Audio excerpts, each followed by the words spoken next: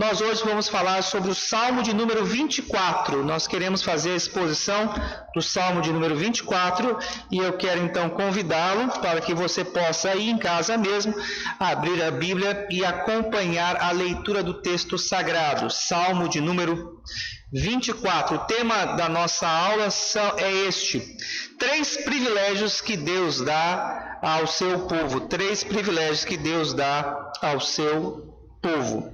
Salmo 24, versículo 1. Ao Senhor pertence a terra e tudo o que nela se contém, o mundo e os que nele habitam. Versículo 2. Fundou a ele sobre os mares e sobre as correntes a estabeleceu. Quem subirá ao monte do Senhor? Quem há de permanecer no seu santo lugar? O que é limpo de mãos e puro de coração e que não entrega a sua alma à falsidade e nem jura dolosamente. Este obterá do Senhor a bênção e a justiça do Deus da sua salvação. Tal é a geração dos que o buscam, dos que buscam a face do Deus de Jacó. Levantai, ó portas, vossas cabeças, levantai-vos, ó portais eternos, para que entre o Rei da Glória. Quem é o Rei da Glória? O Senhor forte e poderoso, o Senhor poderoso nas batalhas. Levantai, ó portas, vossas cabeças, levantai-vos, ó portais eternos, para que entre o Rei da Glória. Quem é esse Rei da Glória? O Senhor dos Exércitos. Ele é o Rei da Glória. Amados irmãos, eu quero começar então a exposição desse salmo, trazendo aqui rapidamente 2 considerações. A primeira delas, é importante que nós nos lembremos que nós somos um povo privilegiado. Nós somos um povo amado pelo Senhor. Nós somos o povo escolhido por Deus. Nós somos o povo precioso aos olhos do Senhor. Esse privilégio não é porque nós merecemos, mas Deus, Ele nos concede essa graça porque Ele nos amou primeiro. Nós somos o povo que é alvo do amor de Deus. Eu sei que muitas vezes, diante dos problemas e das dificuldades que nós enfrentamos, nós nos sentimos abatidos. Nós nos sentimos muitas vezes cansados e abandonados. Mas eu gostaria que nessa manhã o seu coração, em nome de Jesus, pudesse se encher de alegria, lembrando-se desse privilégio que você tem. Você é amado por Deus, você é escolhido pelo Senhor. Cristo veio ao mundo para te salvar. Ele morreu na cruz pelos seus pecados para dar a vida eterna, e essa é a maior de todas, a mais sublime demonstração de amor que Deus tem para conosco. Uma segunda questão que eu chamo a sua atenção, essa parte introdutória do nosso estudo matinal, é que além de sermos um povo que goza de privilégios, nós também temos responsabilidades. Não nos esqueçamos disso. Junto com os privilégios que nós temos da parte do Senhor, vem também as responsabilidades que, como povo do Senhor, nós possuímos. E nessa manhã, amados irmãos, eu gostaria de compartilhar essas 2 realidades, privilégios e responsabilidades que nós temos como povo de Deus, como povo da aliança. O Salmo de número 24, que é o Salmo que faremos a exposição nessa manhã, ele fala justamente sobre essas 2 temáticas, os privilégios e as responsabilidades que temos como povo do Senhor. Alguns comentaristas do livro dos Salmos apresentam uma trilogia nessa parte do primeiro livro dos Salmos que nós estamos estudando. O Salmo 22, o Salmo 23 e o Salmo 24 são salmos cristológicos. Falam de Cristo, apontam acerca da obra e da glória de nosso Redentor. O Salmo 22 fala sobre Cristo, o bom pastor que dá a vida pelas suas ovelhas. Podemos no Salmo 22 vermos a obra da crucificação, o seu sacrifício, a morte de Cristo no Calvário.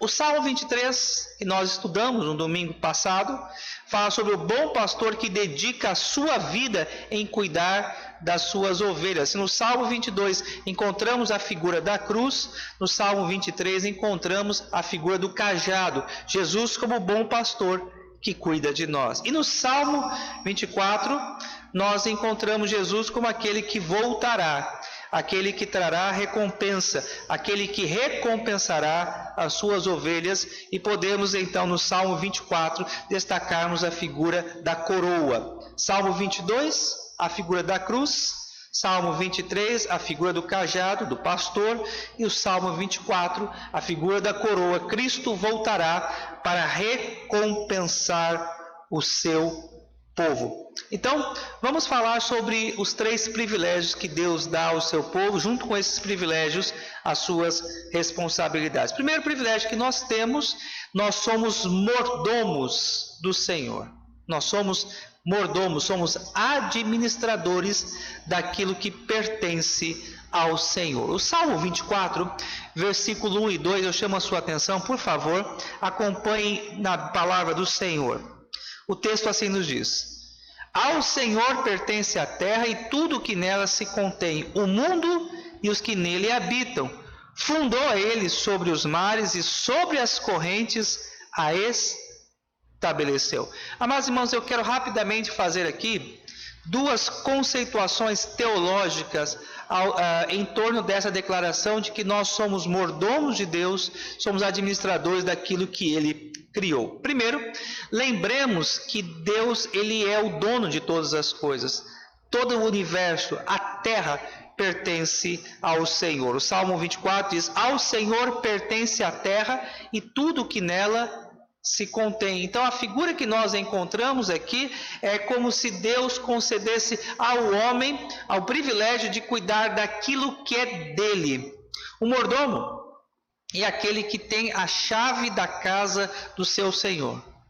O mordomo é aquele que é o responsável para cuidar dos afazeres, da dinâmica, das tarefas da casa do seu senhor.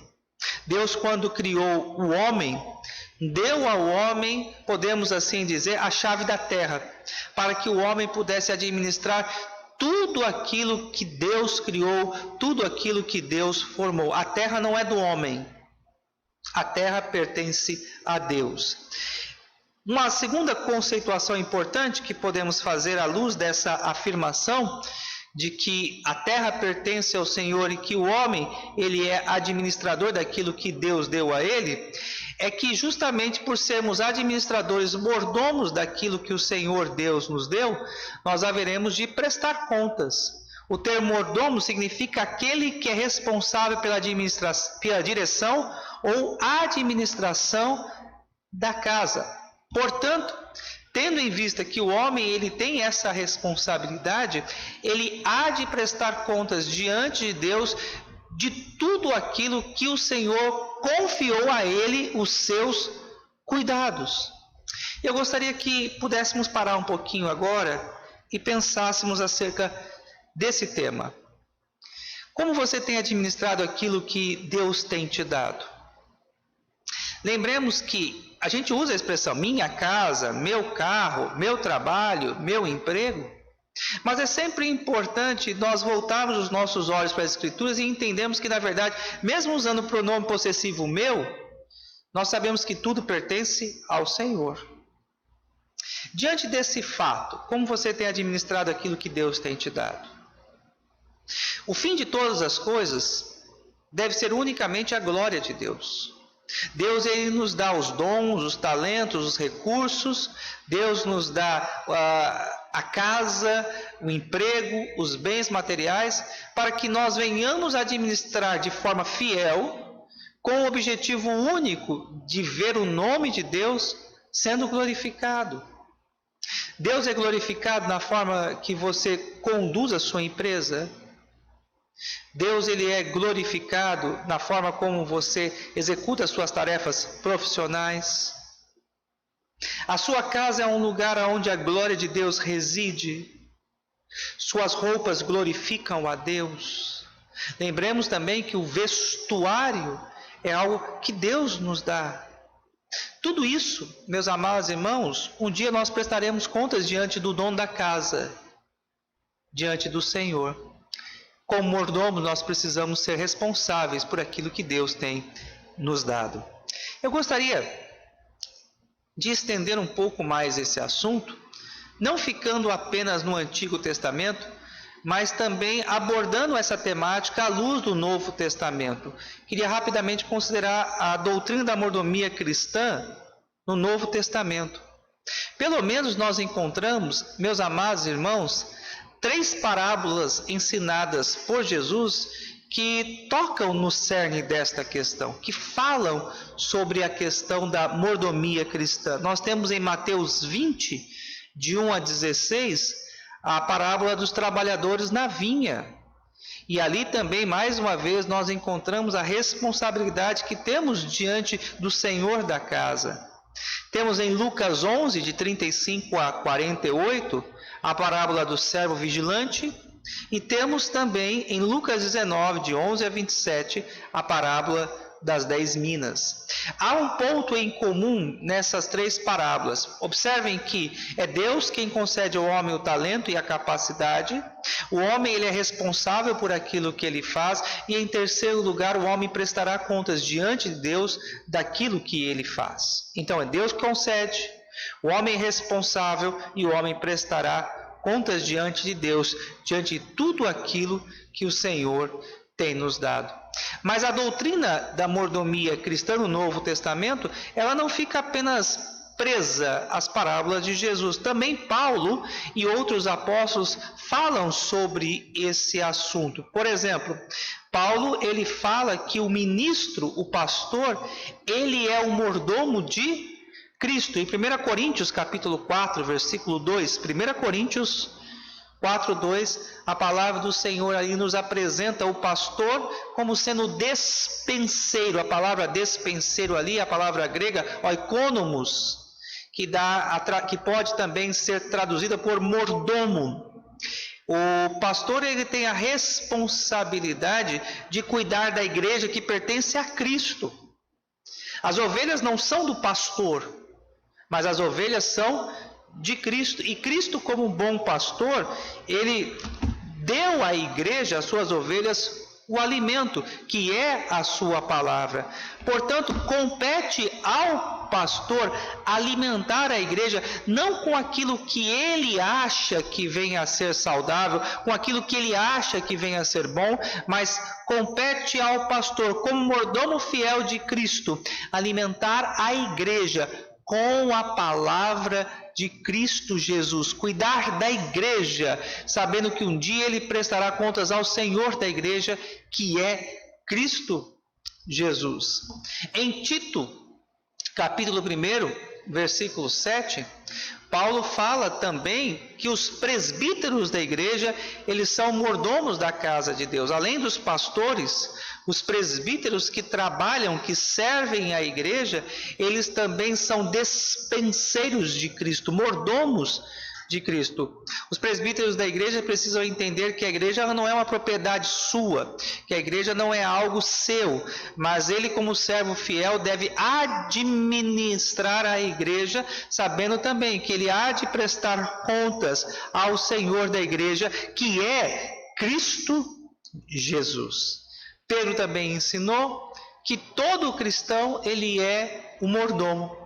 Em 1 Pedro capítulo 4, versículo 10, 1 Pedro capítulo 4, versículo 10, todos os crentes são despenseiros da multiforme graça de Deus. E o que significa essa expressão multiforme graça de Deus? Deus concede aos homens talentos, habilidades, e esses talentos e essas habilidades, e também a gente pode colocar aqui os recursos materiais que Deus dá ao homem, são expressões da graça de Deus. Graça é favor que o homem não merece, e essa graça que Deus concede ao homem, ela é revelada de várias formas, de várias maneiras. Por isso Pedro fala sobre a multiforme graça de Deus. Toda boa dádiva, todo dom perfeito procede de Deus. E cabe a nós, cristãos, manifestarmos as dádivas que Deus tem nos dado ao mundo, a fim de que o nome de Cristo Jesus, o Deus eterno, seja glorificado, seja exaltado. Eu gostaria então aqui encerrando essa primeira parte do nosso estudo, fazer 3 breves aplicações sobre a doutrina da mordomia cristã. A primeira aplicação, essa doutrina nos constrange, nos obriga a colocar Deus em primeiro lugar na maneira de viver. Não vivemos para nós, mas para Ele. Mateus 6:33, buscai, pois, em primeiro lugar o seu reino e a sua justiça.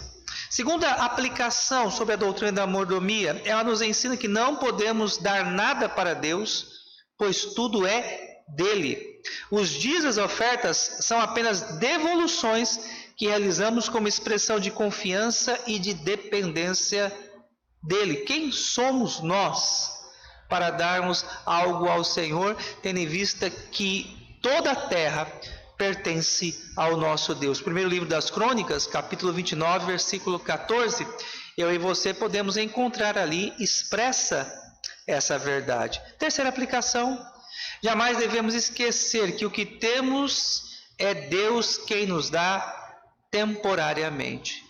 Então, tudo aquilo que nós possuímos, desde as coisas mais simples que fazem parte da nossa rotina, que estão em casa, são dádivas preciosas que Deus nos concede.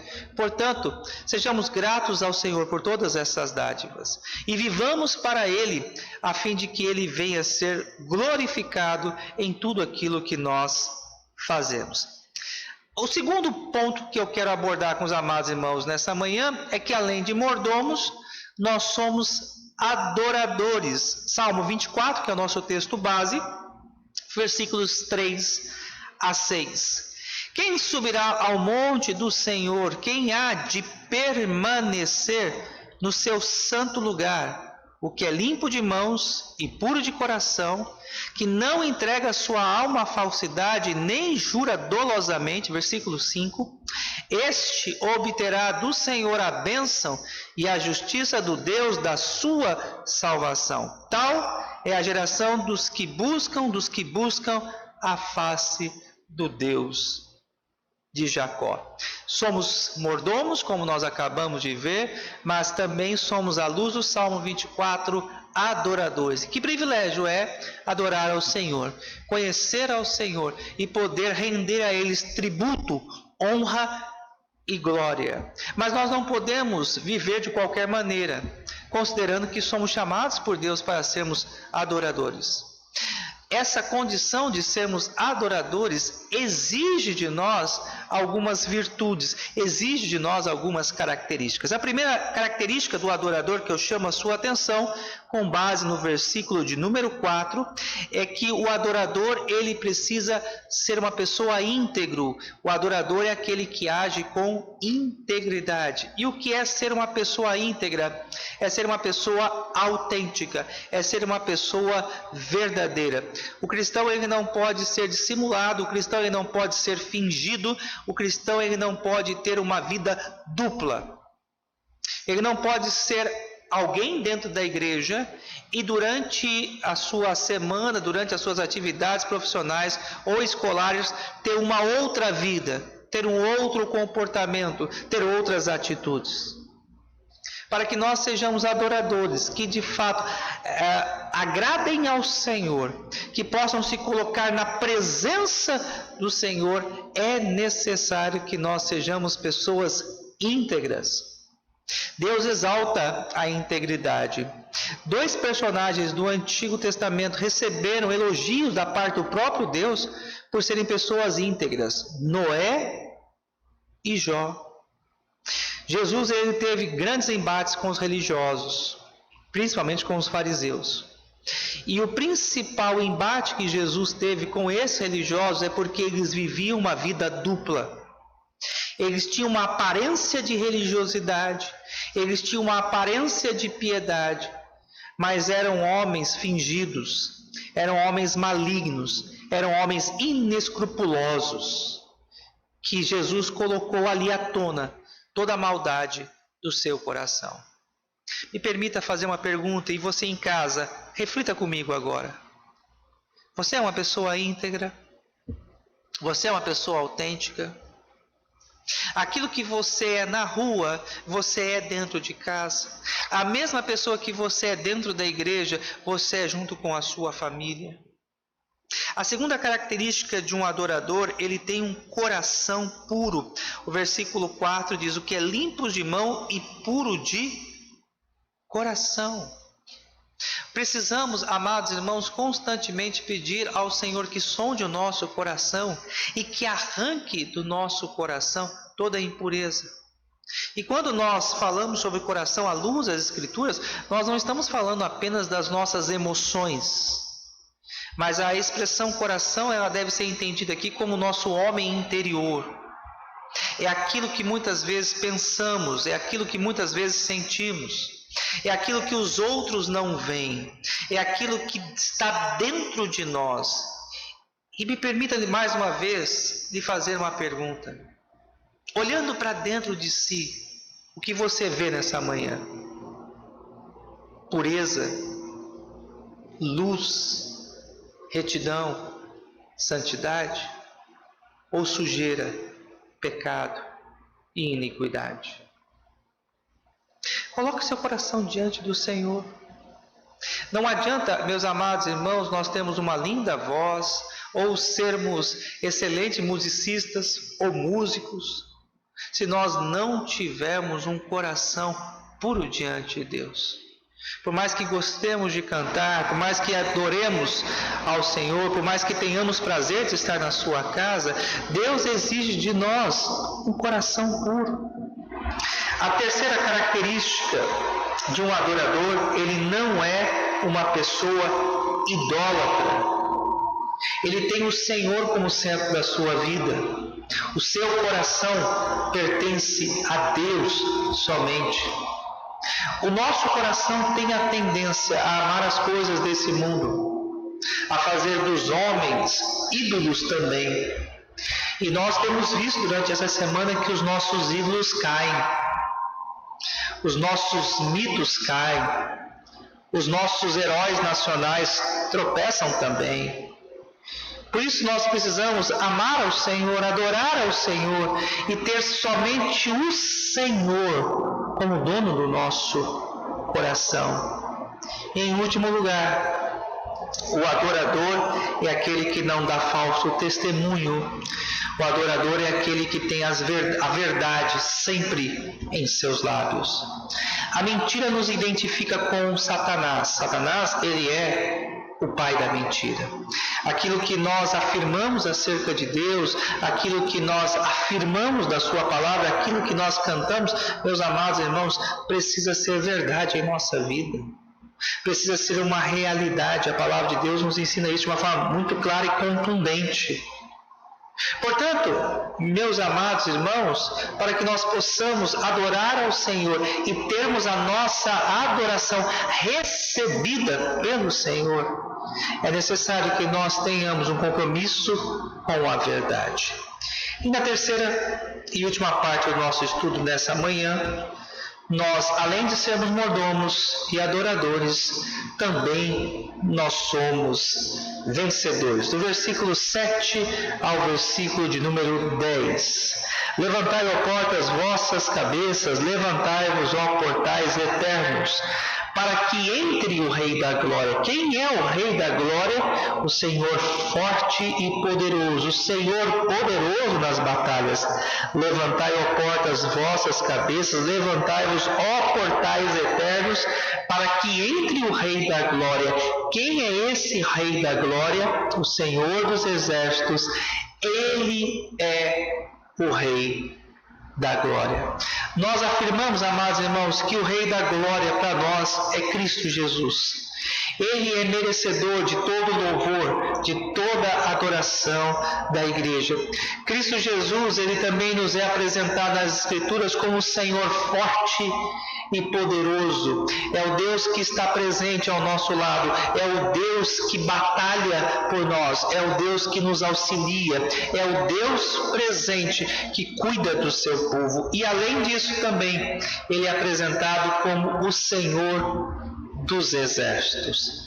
Muitas vezes nós somos tomados pelo sentimento da vingança ou caímos no pecado, muitas vezes, de alimentarmos o ódio contra aqueles que nos perseguem por causa da nossa fé. A palavra do Senhor nos ensina a entregarmos estes ao Senhor. Se você tem sofrido perseguição por causa da sua fé, se você tem sofrido oposição, coloque essas pessoas diante de Deus.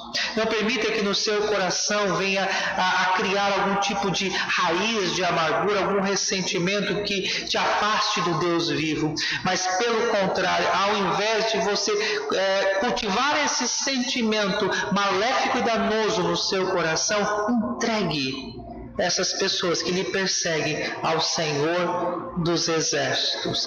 Entregue essas pessoas a Cristo Jesus. E, pensando nisso, meus amados irmãos, quando será então o dia da nossa vitória, já que somos mais do que vencedores? Lá em 1 Tessalonicenses, capítulo 4, do versículo 13 ao versículo 18, nós encontramos ali o relato do glorioso dia em que Jesus há de vir buscar a sua igreja.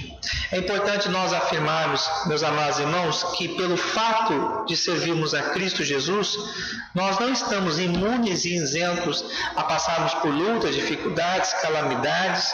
Nós não estamos isentos ao Covid-19. Nós enfrentamos aqui em nossa vida, amados irmãos, lutas, problemas, adversidades e também enfermidade. Mas nós sabemos que a nossa vitória ela é certa e garantida. E essa vitória se dará justamente no dia em que Cristo Jesus voltar para buscar a sua igreja.